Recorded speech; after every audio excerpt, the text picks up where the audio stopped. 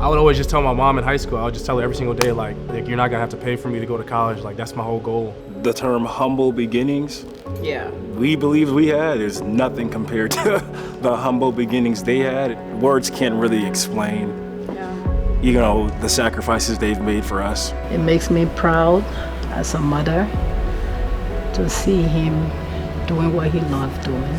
It's a story that, I don't really like talking about as much, but it's something that motivates me every single day just to go hard for them, because I know how much they've sacrificed for me their whole life.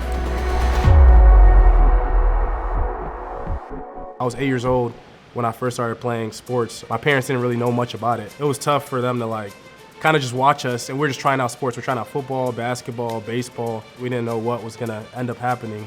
When it's football season, they call him Green Machine on the football field. That's around 6 years old, he and his older brother. To be very honest with you, when he decided to stick with the football thing, it didn't go down well with us, because we're like, you're gonna be crashing to people, and especially with her, it was, no, why football, why football? And I was like, well, if that's what he wants to do, go for it. On the football field, I think it's two different people. He's trying to annihilate you. If they're gonna beat a team, he wanted to beat them bad. He's always been very competitive.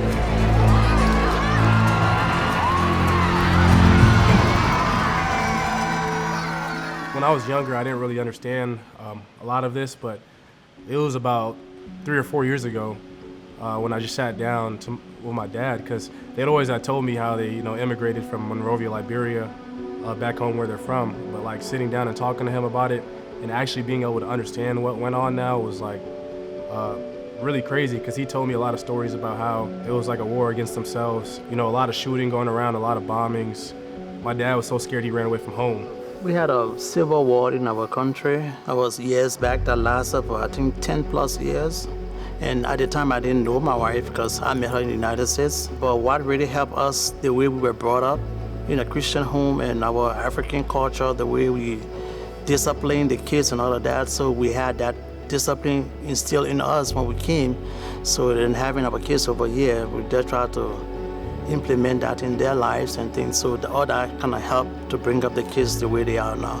The war was tough, man. He was telling me how families were getting separated, people not knowing where their siblings are, and they found a way to reunite. My mom escaped a little earlier than my dad did. It wasn't like people that came from outside to fight, it was inner war. So it's like shooting, no food, people fleeing for their lives from their home with their kids. You woke up in the morning, you didn't know what you're gonna survive to the next day. It was horrible, it was terrible, it was devastating, it was bad. And then my mother had come to the United States maybe in the early 70s, so she was able to bring me over to America. That's how I got here. And then her dad got her over here. But it was horrible. That really opened our hearts, our minds to really what life is out there, and so we've been grateful ever since. We're really just thankful to God that he was able to bring them here, because if they weren't here, we wouldn't be here literally either. So it's honestly a blessing that they're here and that I'm here. So I don't take that lightly, man. It's something that most people don't know about me, but just listening to his story and how humble my parents are is just makes me want to go hard for them. It was my senior year, December of my senior year, when Nebraska was my only Power 5 scholarship that I got. And so if you can ask all my high school friends, I was just super focused on just not having them pay for college, and whether if it was basketball or football. I came on my visit. For me, I kind of just wanted one opportunity to play on the big stage, and I know that this fan base was going to be an amazing chance for me to do that.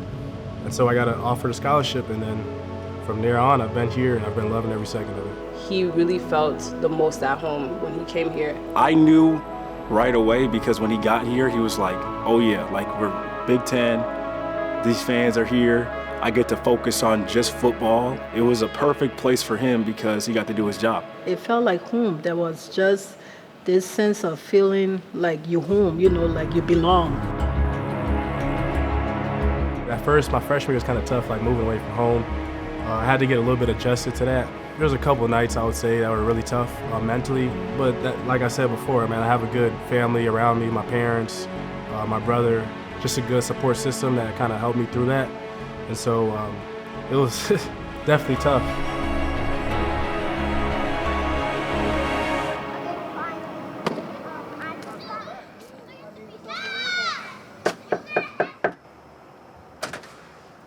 How you doing? What's up?